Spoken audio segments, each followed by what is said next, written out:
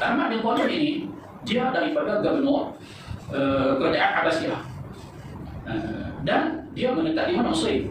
Menetap di Mesir. Apabila kerajaan dia di Mesir di bawah takluk kerajaan Abbasiyah, dan bila dia tengok kerajaan dia di Mesir itu stabil, kukuh, hebat, maka dia beritahu kepada kerajaan Abbasiyah untuk apa? Untuk pisah kuasa. Jadi dia keluar daripada kerajaan Abbasiyah.